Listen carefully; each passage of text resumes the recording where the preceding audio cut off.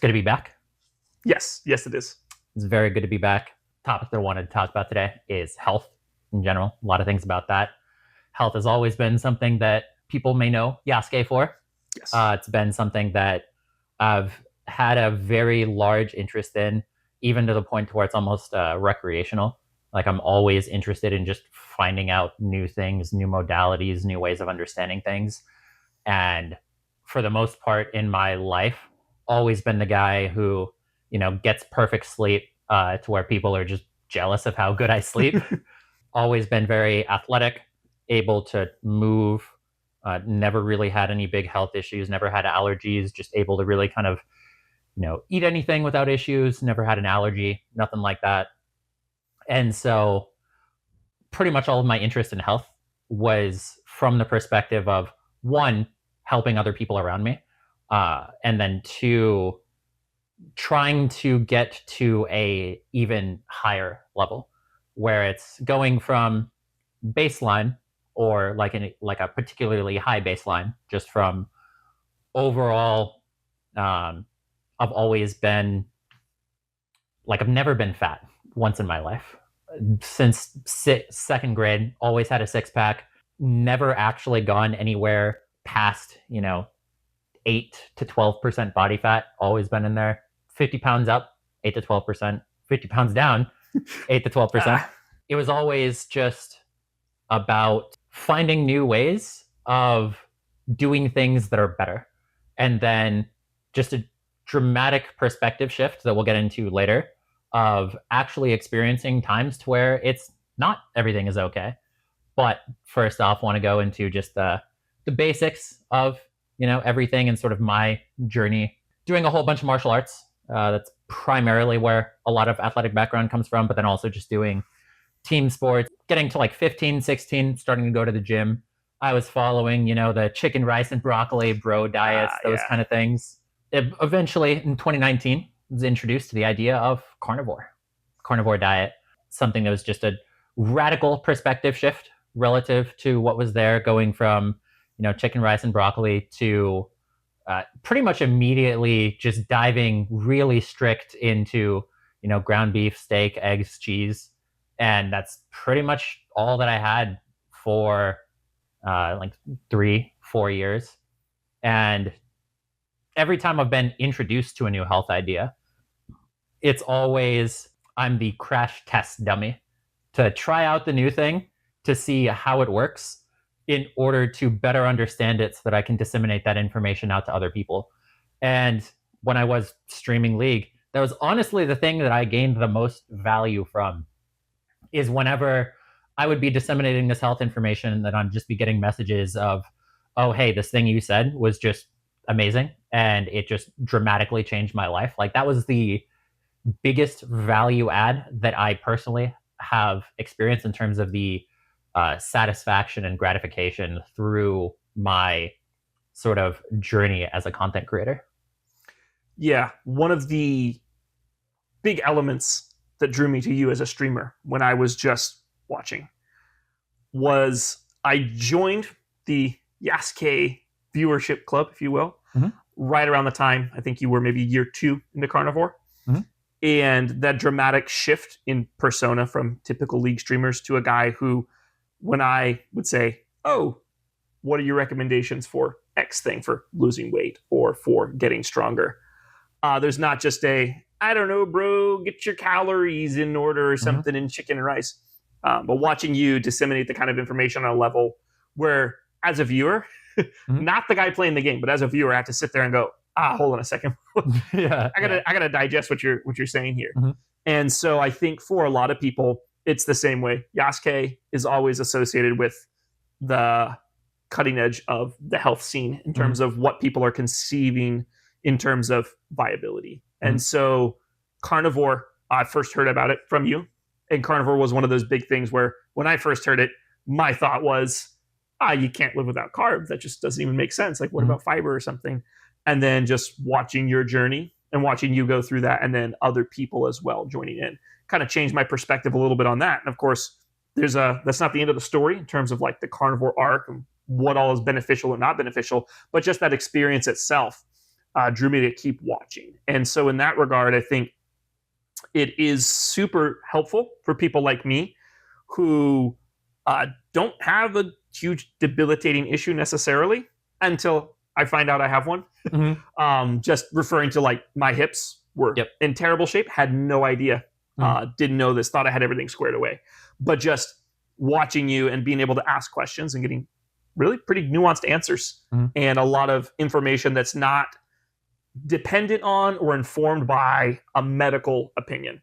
Where so many of these routes where you talk about health or issues or chronic pain, they lead to surgery or to like just quit your job type thing. Yeah, that's the big thing, is that even somebody who's really into health and fitness and they maybe even know a lot, their primary thing that they're going to say is always, oh, not medical advice, and ask your doctor. Yeah. And it always just goes into situations of like, especially when it came to getting really, really deep in the physical rehabilitation, was when in 2021, is a point where I was very, very good in physical shape, but then at that point I was doing gymnastics as well, and I was practicing front flips.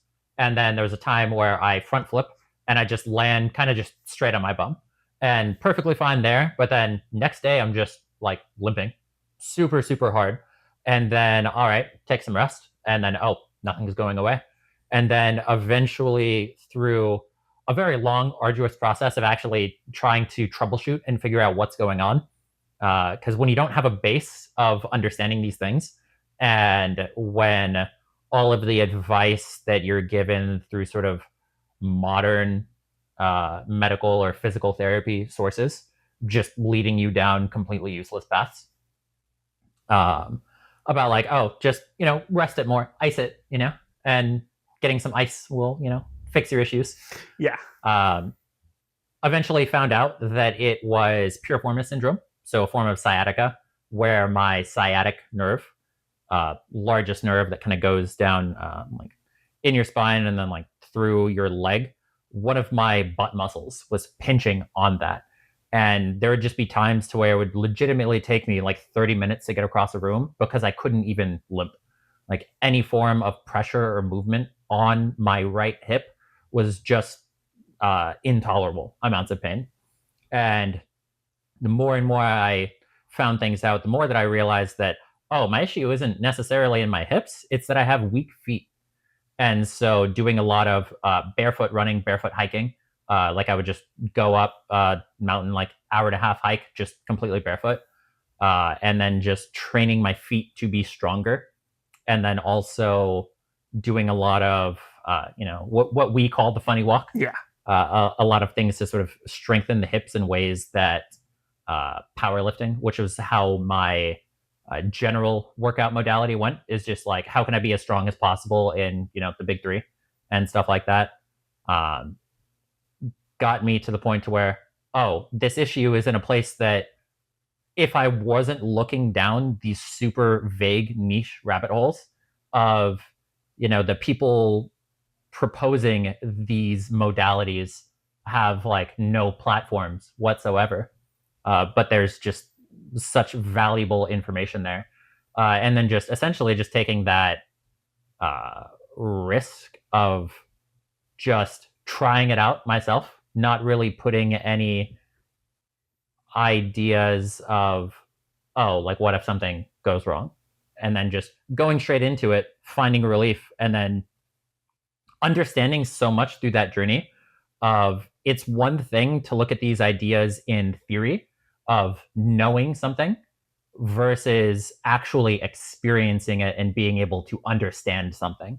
That difference between knowing something and understanding it is massive. And on a physical level, going through that journey of going from limping, having massive pain in my hip, to being able to get back to where I feel like I have strength and confidence in my ability to move, was just massive in terms of the understanding that I gained in terms of how the physical body works.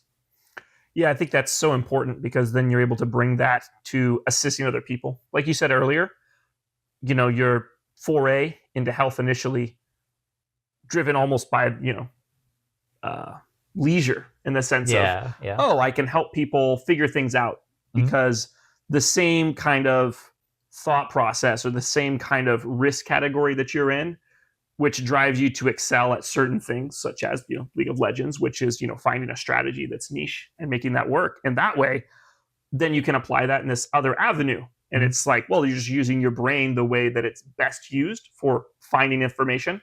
And that's one aspect. But the other aspect is when someone can say, oh, I have this horrible pain. And you're like, oh, I get it. Mhm. I know. I know what that is. And I know how to get out of that place. Mhm. I think that's a really big encouragement, and also makes you more able to understand.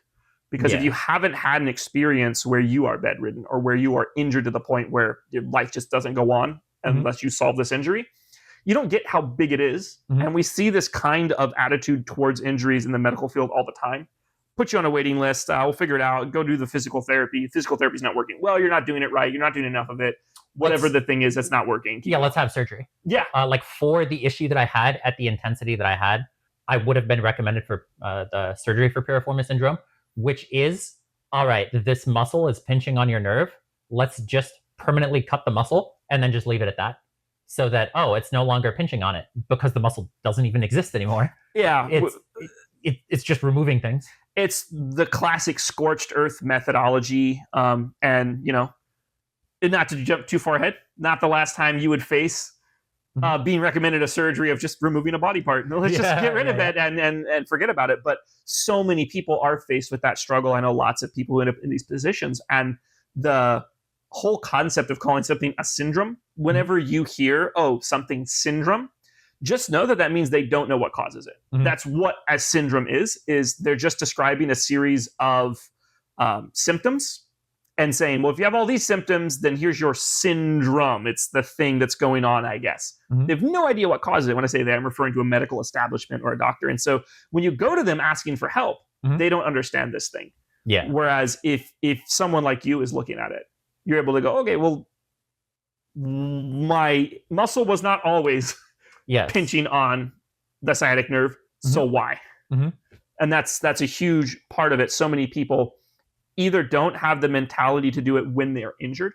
Mhm. I know personally when I experienced some back pain that I thought might be ending one of my careers, I didn't have the energy to pursue these topics. Mhm. And that's something where being able to talk to you was super helpful for me, because A, you'd already been through your particular situation, and B, you do have that presence of mind ability to kind of analyze your situation even when it's really, really bad. And I think most people don't necessarily have that. When it's really, really bad, the only thought is, well, can I take pills for this? Can I get something to make this go away right now? The thought is not, well, what exercises can I do over the next couple of days to try and, ease the pain? Mhm. And a lot of people don't even have kind of a metric to understand what is getting better or getting worse in these kind of situations. Yeah, and that's one of the biggest things that is the most unfortunate part about situations like this, is that when you need the largest ability to focus, the largest ability to really have the kind of brain power and energy, the uh, caloric excess to spend time and effort to solve these problems, when you need it the most is when you have it the least. And so if you're in a situation to where you don't have anybody who is in a situation to where they're using their excess energy to help you, then you're only going to go for the simplest, easiest solution. Where there's so many people who get into a scenario where they go to one of these extreme surgeries that temporarily, solve the pain, but then cause lifelong issues that are no longer able to be solved. Just dramatic regret from that, and they might understand later on all of these things that they could have done, but in the moment they don't have that energy or that capability of actually solving it. Just need the pain to go away right now. And even if they want to, it's until you have been at a point to where you are incredibly sick, incredibly ill, and being, severely overweight is an example of this, where so many people can kind of innately like demonize them, people that are severely overweight. Whereas it really is understanding that they don't have the energy, the capability of making these changes. Life is tough. It's like that. There's one, boogie something something number clip of super overweight guy, 450 pounds, and he's just screaming, I hate being alive. I want to die, et cetera, et cetera. And that is the kind of mentality that you do have when you are in points to where you can't even get through the day. And it's really a rough situation to be in, which is kind of hoping that, somebody around you that is approachable enough to where they can sort of help you and guide you through these situations, to where it's not so much effort from you.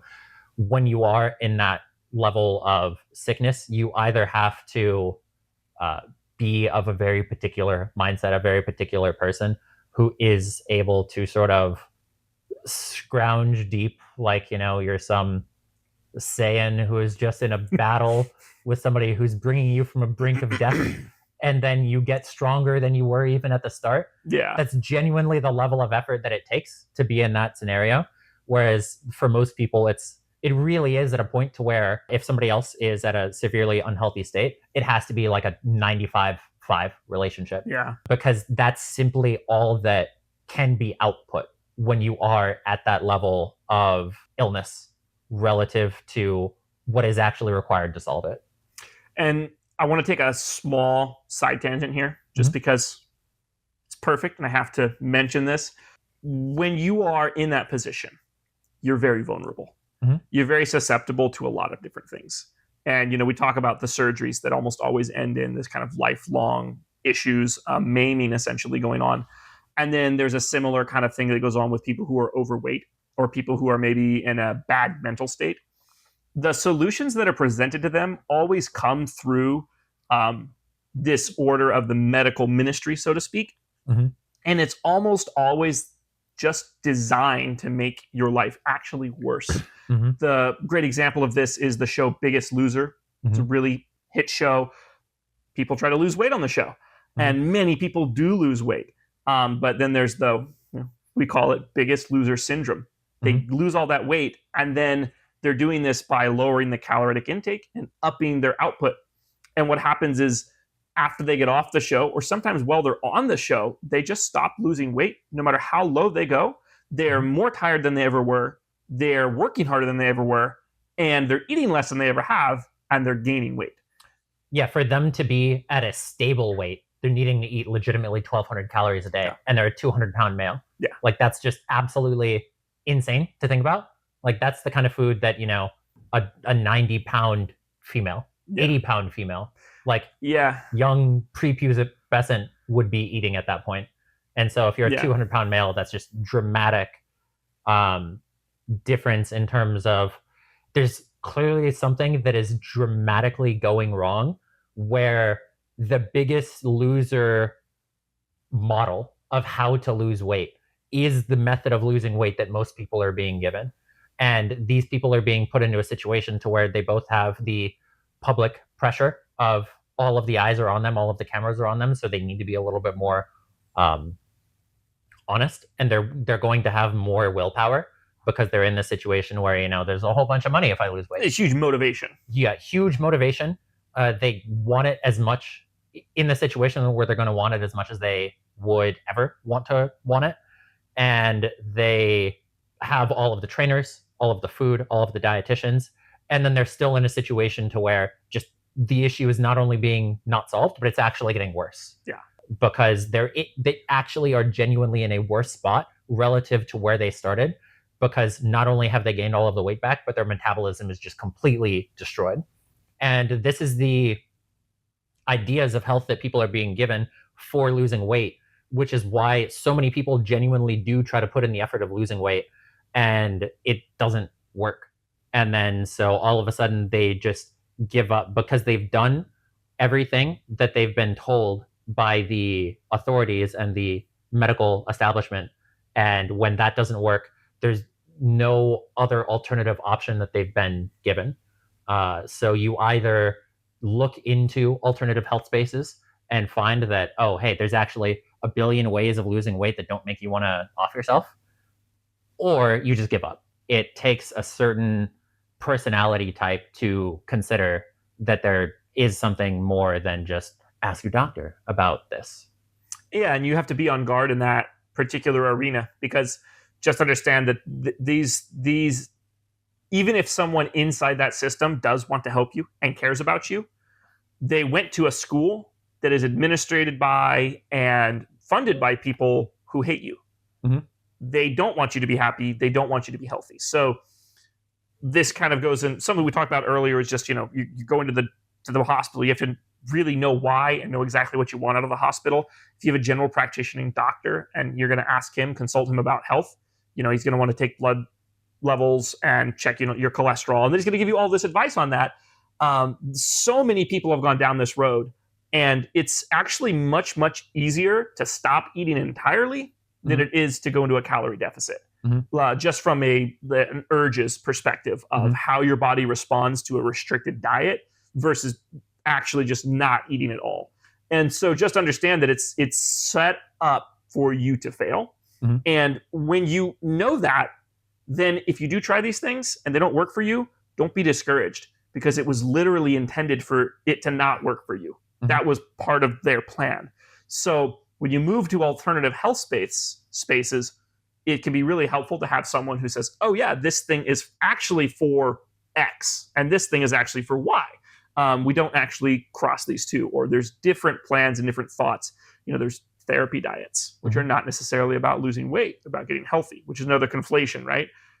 Don't necessarily want people to weigh less. People should be healthy, which is something that's really difficult to perceive in the agendas that are given to us, are binary. Yeah, because ultimately it's not, even if you're just looking at weight, it's not about weight loss, it's about fat loss, because the fat is the excess tissue that you want to be losing. But one thing that's always commonly brought up is, the Twinkie diet. You can totally lose weight on just eating nothing but Twinkies. Therefore, the only thing that matters is calories in, calories out. And essentially just trying to oversimplify things as much as possible to the detriment of anything that is actually important. Because the raw number on the scale is not what's important. Because, if you are doing everything correctly and you're overweight, you're going to be gaining a lot more muscle. And so the actual number on the scale is not what matters. This is where overall in general, like bodybuilders are people that are very curious and they're very scientifically minded in their approach in the truest sense, in that they are going to be meticulously tracking things and then trying to genuinely understand what is the reaction of this thing or that thing. And so when you look at the kind of stuff that actually works in practice versus what is looked at in studies, just a dramatic difference in terms of these n equals 1 of what is somebody personally experienced actually in the real world, so much more valuable, so much more important than what data says on the aggregate. Because data is not real. Data is not a person. A population sample is not an individual. Because something that is, give an example, is like sugar consumption. If you are metabolically unhealthy, sugar is going to be like poison to you, because your body cannot oxidize glucose. And so there's going to be so many issues.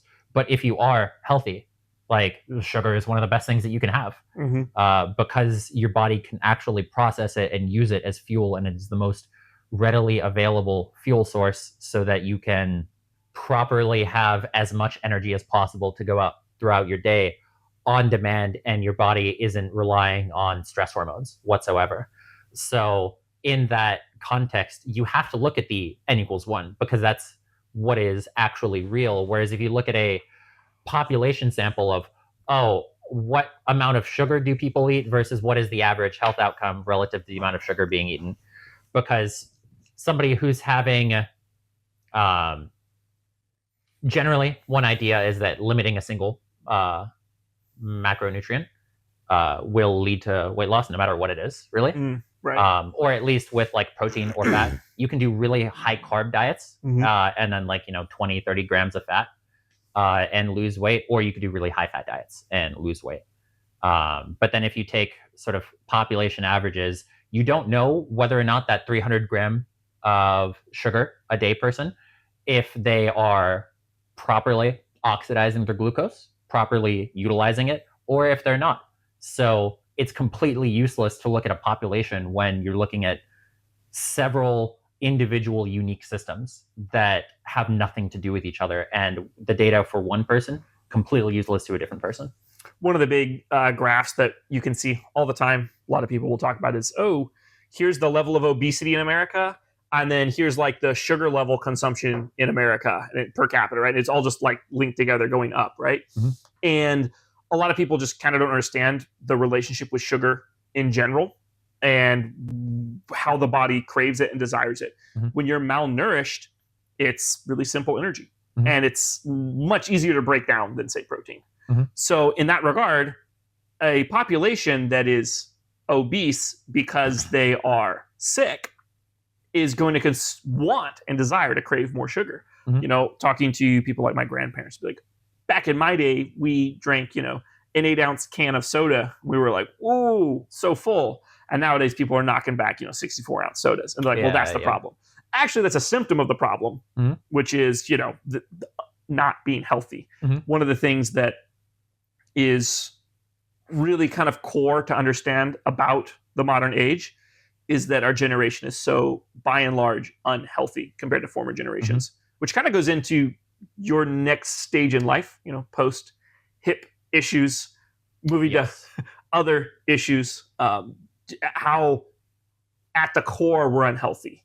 I, for one, am super interested about the particular story, which is the latter half, about your toughest battle to date, I think. Pretty safe to say. Yes. Before I get into that, okay, just one more anecdote on this topic to continue it. Could have said it before, but it's like one thing that is commonly autistically talked about in the carnivore community is insulin resistance. And then it's like, oh, you know, Dr. Ken Berry is coming in and like 98% thought we weren't talks about. Thought we weren't calling people out. Yeah, name drop. This is one thing that you know that it's all fake. Going back into just these are fake people. Yeah. What are the names of the top 3 carnivore doctors? Dr. Ken Berry, Dr. Paul Salad Eno, and Dr. Sean Baker. Those aren't carnivore food items. None of those are carnivore food items. And they've all been on Joe Rogan. So, you know, it's cool for you to call out Joe Rogan, but not me. Yeah. They're all promoted on the biggest podcast, the biggest platform, which, like, you're not going to be a super authentic person who is just randomly a unique individual and being able to get the biggest space possible, the biggest platform imaginable, just as a normal person. Because what if, you know, you just go on and start blabbering on about something you're not supposed to a week later? Can't do that. So if people are going to be getting into this idea, then, you know, you put your own people in there. A bread baker, a salad maker, and a fruit guy, all being the top carnivore people. But yeah, Ken Berry talking about insulin resistance over and over and over again. And it's like, yes, sure. If I have a malformed relationship with insulin, then yes, these things make sense. But what if I just do have a healthy relationship with insulin? What now? Like, that question is, you know, never talked about. And it's sort of only looking at health from the perspective of, you know, one particular type of person, which is generally an issue with health overall. Is 98% of the content is either for like the level 1, you know, skinny teenager trying to get big, go mad, gallon of milk a day, something like that, or the super obese person trying to lose weight. If you're anything outside of that, like, you're just not going to be catered to. There's not really going to be information available out there for you. So, finally going back to the segue that I so rudely interrupted, is just going into the pretty massive health event that I had, which was kind of piggybacked off of me being in some ways, at the peak of my health. Usually am around 180, 185 pounds, kind of hard stuck there. And then when I first came here, got up to 190, 195. Which is massive plateau for me to break. The pictures go hard from then. Actually don't have that many, which is unfortunate. It's sad. But even like, through a shirt, you just see that I'm just like absolutely, massive. Yoked. At a certain point, I just get pretty significant issues that I'm also just kind of hiding, not really talking about, because that's also just a kind of a personality quirk of mine, is just to not say anything when I'm struggling, because I don't want to burden other people, which invariably leads to me burdening people more. So I get an issue where I'm just having to go to the restroom a lot. And it's, I'm just randomly, we're working, we're on site, or I'm just randomly somewhere and it's just like, oh, they were just, disappearing, or, oh, we're on the way somewhere. Oh, can you just pull over a little bit? And getting to the point to where it's, oh, maybe something a little bit weird. It's like, oh, hey, we're going to work, and I'm, coming there at the last second. And it's just like, oh, is David, needing to sleep a little bit longer, and he's just trying to push the limits. But no, it was actually just me having like pretty massive, serious issues where I'm just losing a lot of liquid, and then at a certain point, I'm losing a lot of blood, and the only reason that anybody even knew of me actually vocalizing it was me just making an off-color joke of, oh, hey, at this point, it's just mostly blood. Like that's what my stool is I'm just losing massive amounts of blood. And then it's trying to figure out all of these different solutions, all of these different ways of, oh, maybe it's this thing, maybe it's that thing, and not really finding any kind of relief. Just absolutely nothing works. And this is getting to the point to where the health issues are making the health issues worse, which is making the health issues worse. And at some point, I eventually realized that it's something that's tied to stress. And so the stress of the health issues is making the health issues worse. And then at some point, I'm trying everything here. And one thing we all end up trying is a 3-day fast. I wasn't convinced about it, but I'm still just like, there's maybe something here, and I'm going to try it. And then after that, my health went from, oh, I have to, go to the restroom so often, and, maybe might have a little accident or two, to I am uncontrollably bedridden and I cannot move and I'm a borderline zombie. Every time that I get up, I just pass out because I've lost so much blood, so much fluid. I can't eat anything. The only way that I'm able to get any energy is orange juice and maybe eating, a quarter of a hot dog. And within the span of 2.5 months or so, I lost 56 pounds. I went from 195 to 139, something like that. And I am just cratering, tanking, going so far down. I'm getting to the point to where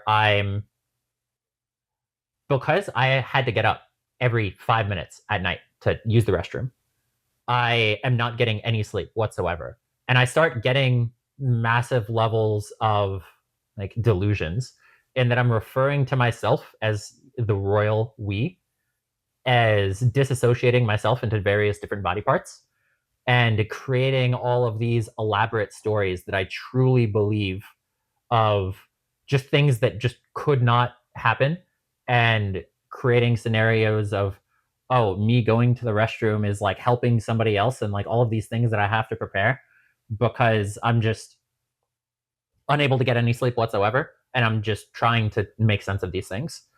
And common way that I would kind of understand this is that if I wasn't the most chill person ever, I just would have been dead from the stress. Like it genuinely was at several different points of me kind of making peace with that I might just die here.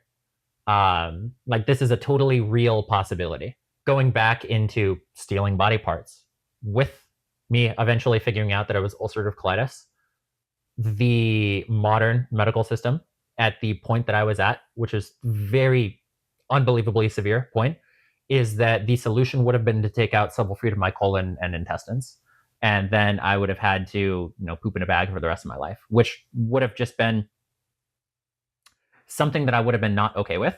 So I'm willing to spend more time in this level of pain because that is not a solution that I'm willing to take. I don't want to take that easy route. And so I'm going to spend in the effort trying to figure out all of these other different solutions. I'm not willing to live with a bag because that would too heavily limit the way that I could possibly live my life. And so it's just, all right, just deal with it. And in that situation, feel kind of blessed in a lot of ways, and that like I'm probably the best person that this could have happened to. In that I would not wish that level of suffering, pain. Felt like I was just an intolerable oblivion to where it feels like everything has. I don't remember exactly how I worded it, but this indescribable pain has always existed. I'm always existing in it, and I always will exist in it. Of just this impending doom that is just weighing over me in this situation. Eventually, figure out solutions, figure out ways of doing things. And the first thing that actually got me relief was looking at anecdotes of people who got this issue when they went on a health kick and stopped smoking. And then that's when they got their issues. And then when they started smoking again, their issues went away. So then that caused me to try cigars and pipe tobacco. And then I try it, and all of a sudden, I can actually live my life, which is just pretty insane. It wasn't until months later that I saw that there were actually several studies on smoking tobacco for ulcerative colitis, and then understanding all of the mechanisms behind it. I just went off of an anecdote. And so many people, when I would be talking about this, who are more less alt health oriented, constantly being like, oh, what about all the issues with smoking? To where most people would have never even conceived of trying that because, oh, smoking is a horrible thing. And they're like, even if, it does help for some people, it's not worth it because of all of these other issues surrounding it. Being willing to take that leap. This is after, trying 50 different therapies, 50 different ideas of what it could be, what could be a solution, slippery elm, activated charcoal. Maybe it was an issue with serotonin in my gut. There were just so many paths that we're going down. And then all of a sudden it's just, oh, smoking fixes things. I think, I was not there for the entirety of this thing. When you were first getting sick, obviously, I was around. And it's amazing to me how when you were at the sickest that I saw you, Mhm. I had no idea how sick you were. Mhm. I knew you were losing weight. I knew you were in a great deal of pain. But speaking to you, I was just like, oh, David's just a little off. Mhm. This guy is just a little different. And then you trying to relate your delirium to me Mhm. several times had me so confused. Where you're trying to be like, oh, this was happening and that was happening. I'm just kind of like in the bathroom. I don't understand. And but one of the things that stuck out to me is that throughout this whole thing, you just went from one crackpot therapy to the next, Mhm. where tons of people were just like, that'll never work. That's not a thing, right? Obviously, tons of the Ray Pete space, those kind of things being tried, but just your energy to be able to explain to the people around you, Mhm. I need you to do this thing, that thing, or the other thing. Mhm. And it's got to be this way. And here's the reason why. It's kind of impressive and is misleading to a degree as to how sick you really were. Mhm. And I just didn't find out till much later how bad things really were. Mhm. Which I don't know.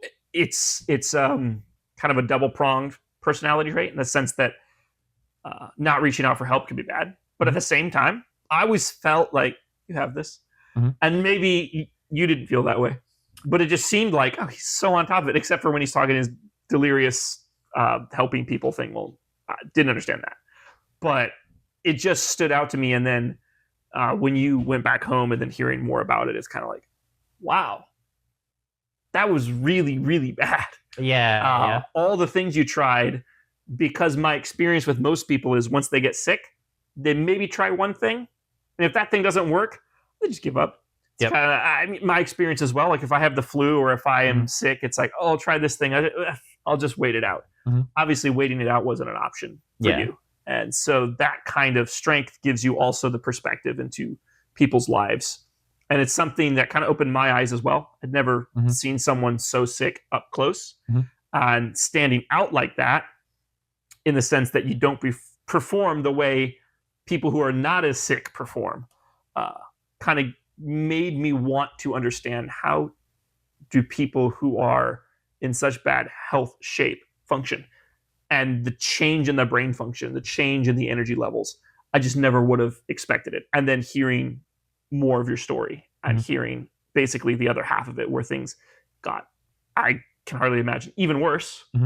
And then, getting better through basically just random anecdotal things. Like nobody does that. Yeah. Smoking and Chinese peptides. These are the therapies. And then also another thing that I'm doing in my stack is tart cherry juice. Ultimately, big sort of lesson from this is that I've always had so much more sympathy for fat people than most, in that I kind of like knew the idea conceptually of just how much of a struggle it is. Going back to the thing of, when you're in that spot of just having absolutely no energy, that's the time where you need the most. And so it is a negative feedback loop and a spiral. And then it's also made even worse by all of the information and solutions that you're going to be getting from 95% of spaces are going to be downright like hostile to you. It also just leads to that kind of social issues of, oh, people are giving you this advice of, oh, just eat a salad or something. And then you try that, doesn't work. And then, oh, this person, I've done absolutely everything. I've given them all of the info and nothing is changing. They're just a horrible person. Whereas so many people look at obesity almost as like a moral failing, when so much of it is in the idea of, we're all kind of graped. If it wasn't on YouTube, when, obviously use a different word. Somebody who is put into a situation where, yes, there is the idea of understanding that you are ultimately responsible. It kind of does flip-flop both ways, in that I want to give people ultimate responsibility, ultimate agency, while also almost giving them no agency. Yeah. Like it's a very rough idea in terms of trying to square those two things together, because they're contradictory beliefs, and I somehow simultaneously believe them both. Yeah, one of the things we talked about last podcast or in the live, I can't remember, was the combination of authority, responsibility. You can't hold someone responsible for something they don't have the authority over. And in that regard, you have to give them agency to have the authority. And so when it comes to things like health, especially in America, we have such a great system that does horrible, horrible things. And these people, many of them never really are presented with the option. And I think what we're seeing now is more people are being a little more informed. But there's always that idea that the people who are feeding you, whether that is food, whether that is media, do not like you. And so you can't expect them to divulge all of the consequences and side effects of these things. And so when you see Cheerios says heart healthy on it, what are you supposed to believe? And for many, many people, you can say, sure, oh, how naive of them to believe what it says on the box. But in a real world, in a high trust society, you would be able to just believe what it says on the box. So there's the elements there of, how can you fall for this when it hasn't worked all your life? But when you've been told it should work all your life, there's also an element of sympathy there. Something I kind of had to learn. Similar to your experience growing up, I've always been fairly athletic and fairly healthy. And so it's so easy for someone like me, who's maybe not as compassionate as you, to look down on people who are not as athletic, who maybe have, more fat on their bodies, which people will look at me and laugh at me, which is Yep. fine. But like, Mhm. it's so easy to just be like, they're just not a good person. Mhm. When the reality is they're in one degree a victim. Mhm. And if a system is intended and designed to victimize people, you can't expect every single person to escape that system. Otherwise, the system would be designed differently to entrap those people. You know what I Yes. mean? Yeah. It's people are going to take the path of least resistance, generally, something that's understood. And so there's a very particular personality type who bucks that trend. Mm-hmm. And it's unrealistic. It's unfair, to use that term, to expect everybody to be the outlier. Of society would break down in totality if everybody didn't immediately, by nature, trust authorities. You could not have a society function if that was the default mode of operating that people had. So that is something that is, weaponized so that trusting the authorities or trusting the sources that are giving you the information that's ultimately poisoning you. And so in that sense, if you think about it that way, it's completely illogical to blame people that are victims for their issues in terms of being like a moral failing. Like when you have somebody who's, completely isolated socially, and there's, all of these things that are taking their energy, and some deal on DoorDash or something, and then eventually getting stuck in those loops to where, oh yeah, this actually is a big quality of life upgrade, to where, Yeah. oh, I don't actually need to get food so that I have more time for these things. And then eventually it degrades more and more and more and more to where it gets into a situation where people get stuck. And this also just goes back into, it is a spiral of despair when you have health issues, to where the worse your health is, the worse your health gets. And so if you don't catch something early on, it'll get to the point to where it's becoming more and more impossible to actually deal with. So once you're in the situation to where things are bad, there's not really easy ways of getting out of it. And in that sense, people are getting less and less agency. The worse and worse they get into situations to where they need more and more agency. Yeah. So one of the ways we could kind of look at this is bringing out that paradigm we brought up in episode 1 about risk takers. Mm-hmm. We, by and large, as a society, need a lot more medium, low risk takers. These people are very, very useful in society. And one of the advantages of having high risk people in your in group is that most of the traps that are designed by the enemy are designed to capture the majority. They're designed around people's psychology who are in the medium to low risk taking category. Mm-hmm. They're designed to capture those people. Mm-hmm. And so in this case, if you have your scouts, if you have these high risk individuals and you're able to parse the information and they're able to convey it well, you can avoid so many traps. And Mm-hmm. this is really a big value in kind of our particular niche circles that we're in. And that I experience this a lot where I'm on the higher end of medium risk, and a lot of people are on the lower end of medium risk. And we all fall for some of these same traps, or would if there weren't people out there who are willing to take the initiative and look for the extreme, to take the high risk maneuver. Mm-hmm. And then they can bring that back to the rest of the tribe, the rest of the people. And this is where a lot of people get caught up with the whole paradigm we present of like, oh, everyone should be a high risk individual, a high risk taker. Yes, No. so many people looked at Yeah. the feedback. So many people are mischaracterizing that of just, oh, high risk is just like the best behavior. Right. And, oh, Yasukeh, you're just glazing yourself too hard. And it's just like, feel like we've explained how much there is issues with being a high risk taker, and also that not everybody should be a high risk Mhm. taker. Society would just literally collapse if Yeah. everybody was a high risk taker. And so just completely misinterpreting that over and over and over again. It's just Yeah. No, the goal, if you think about it in this, we can do another analogy here. I've thought about this one because it's a clarifying analogy. Mhm. In a military sense, the bulk of your military needs to be followers. The bulk of your military needs to be people who aren't going to look at something and then try to, for themselves, understand the particular situation. Mhm. They're going to wait for a higher up to give them an order. Mhm. And then there are the scouts. And your scouts need to be people who can analyze things for themselves and bring things back for the main body to understand and digest the information and decide what to do with it.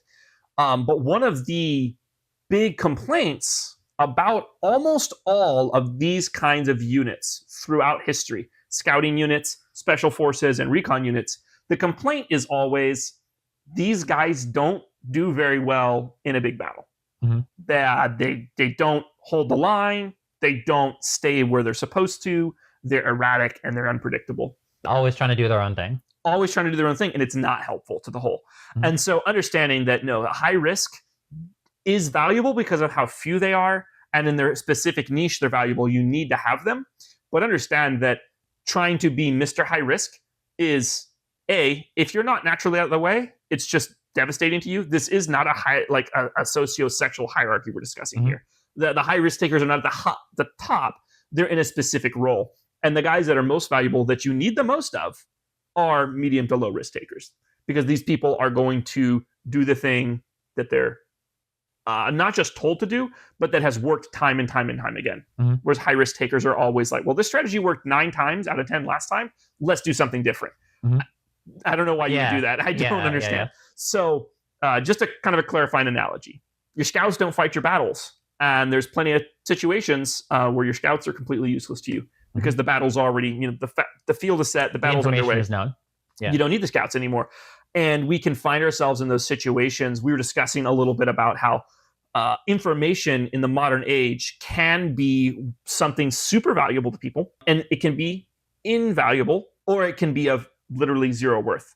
If you're bringing in a new concept and a new idea to people, that can be so worthwhile and reshape people's lives, or it can be completely worthless. It can not only just be worthless, but can actually just one-shot somebody. It can be actively detrimental, which just goes back into the idea is that, you don't want to tell your boomer grandma, oh, this thing that's been really important to her about the perception of how this particular event occurred. Oh, yeah, that just didn't happen. Yeah. Like that is just an insane idea to give. Or there's just so many ideas that if somebody doesn't have, the 10 layers of context behind the statement, if they're given the statement, then all of a sudden it can just be something that, because they don't have the framework, just completely misinterpret it. And then all of a sudden it will lead to just really, really far out there incorrect conclusions that will damage them and destroy them.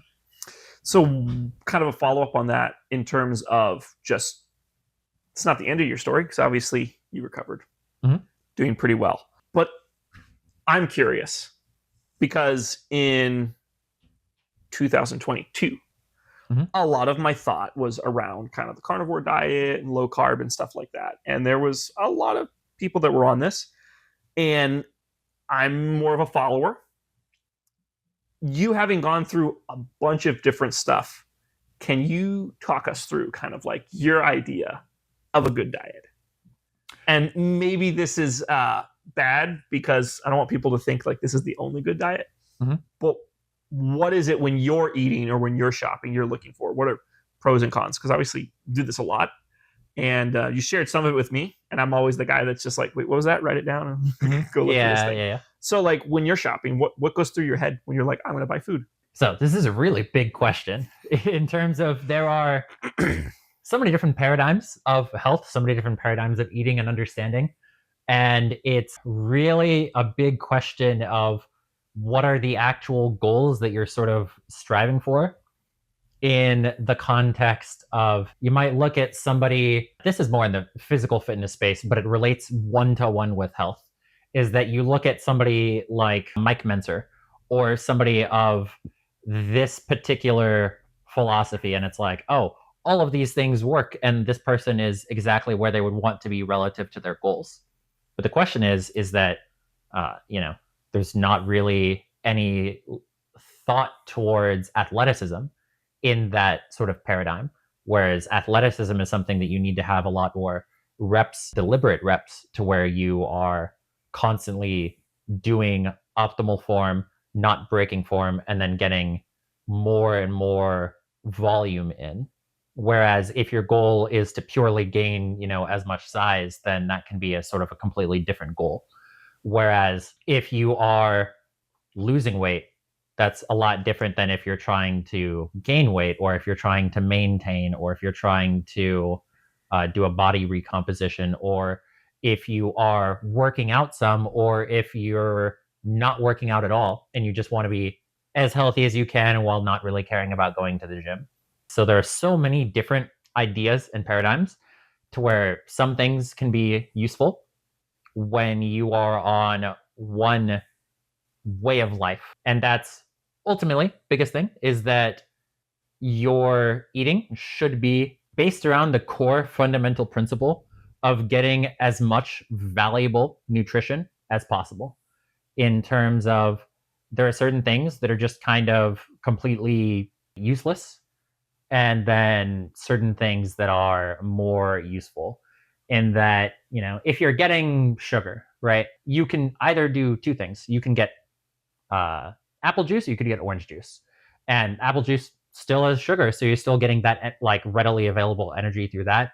But in terms of, micronutrient quality, getting absolutely nothing. Whereas orange juice, if you look at just the level of the graphs of how many of each nutrient it gives, it's just absolutely insane how much it gives. And then there's always the question of very basic things like, food quality in terms of, oh, is it organic? Is it not organic? Is it the higher quality, the medium quality? Is it the, organic grass-fed Wagyu, or is it just, Walmart ground beef? And so that's always something to take into consideration, which is where a lot of people can kind of have points that they get stuck up on. Is if I say that, grass-fed raw milk in a glass or a stainless steel container is the most ideal milk, then people can take that to say that, oh, if I can't get something of that quality, then I'm just not going to have anything whatsoever. This is one of the biggest things to where perfect is the enemy of the good. There are so many benefits to milk, as an example, that just, getting the basic, $8 milk that is, the whole milk is of a decent quality, but not the best quality, that in a lot of cases can be good. This is one thing, is that also whenever you do get a little bit of excess amount of money, number one thing that you want to be spending it on is increasing your food quality. The higher quality food that you have, that is going to just dramatically shift the amount of energy that you have and the amount of ability that you have to exert your will upon the world. One thing is just going back to really understanding what are my actual goals and what is something that works towards that. If I'm looking at a particular paradigm, like, is that something that I really want to be on? For example, carnivore. I have been like the biggest. If somebody who is in like the league space thinks about carnivore diet, they think about Yasukeh. Whereas I'm obviously not carnivore anymore. And there's a lot of reasons behind that a little bit further outside of the scope of what I could give fairly succinctly. But I mean, you just look at all of the carnivore people, and they're all bald. All the keto bros are bald. It's very interesting. Or just like getting sort of rapid accelerated aging, and then looking at the sort of the downsides or pitfalls to where people sell carnivore as an elimination diet, which does have its value and its utility of just going to the most basic things that that you can digest, and then slowly branching out from there. And then so many people go long-term carnivore because they have food irritations or food allergies, and then they're on it for 2 years and they're more sensitive to other foods, which in that sense you're just running away from the problem. You're not solving the problem by pretending that it doesn't exist. If you have issues digesting certain things, ideally the work should be going into making your gut not absolutely die when you're being introduced to these foods. This is also where there are certain things that should just be zero tolerance whatsoever, versus things that this might make sense to introduce in certain contexts. Rice, potatoes, sourdough bread, steak, fruit juice, ice cream. These are all things that in certain contexts are always on the table. These are things that shouldn't ever be things that are just like, oh, I'm never going to have something like that. Like, well-cooked green beans, mushrooms. Like, these are things that a healthy gut should have no issues dealing with whatsoever. So then it's a question of like, what does it introduce to sort of your goal? But the number one thing of zero tolerance are things like carrageenan, are things like, for me, I go like very extreme, like guar gum, locust bean gum, xanthan gum, especially. These gums and stabilizers that are essentially just used for the purposes of making the product easier to ship. And, oh, you might have to shake this bottle in order to, drink this chocolate milk. So we're going to add something to where you don't have to shake the bottle. Yeah. And that's a minor thing. And then it just gives one of the worst poisons in existence in carrageenan that just absolutely ravages you for just small little simplicity's sake. And so things like gums, stabilizers, Red 40 or enriched wheat products are things that should be zero tolerance. The things that are the biggest poisons are the things that you should have as minimal tolerance as possible for, especially when it's in an area to where you have more higher agency. It's one thing if you go eat out and have an enriched bun when you are out all day and you maybe need to like go to a fast food place. But even then, you don't need to go to a fast food place. But let's say just that's the simplest thing that you just have the energy for, then it's one thing to do it then. But then don't bring that into your home, which is going to be where 80% of your meals should be made anyway. Not making an exhaustive list here. It's one thing to not have all of the proper levels of micronutrients, everything in terms of the positives. You are going to gain the most benefits of removing the negatives, of addition through subtraction. The less of these poisons that you have, the less also demand that you have for extra positives. Because if you have all of these poisons that are bringing you far below baseline, then you need even more positives to make up for that.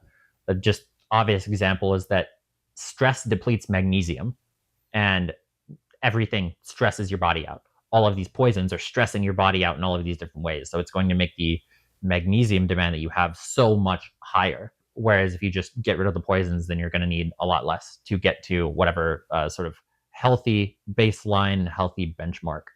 Ultimately, it's having zero tolerance for poisons and going back into something that you can do instead of going to fast food. Very simple option. And a lot of people, you included 2 years ago, thought that it's just, the only option when you're just out and you want to get some kind of quick meal. Another option you can do is just go to the grocery store, get a little loaf of sourdough, which might not be perfect, but it's going to be a lot better than the bread that you're going to be getting from Subway or something like that. Just get some sliced deli meat, get some cheese, get some spreadable garlic butter, and just tear off bread and then just eat that. And that is not only going to be 10 times quality of experience without any extra time investment into doing it, but it's just also going to be so much healthier, and it's not even going to be more expensive.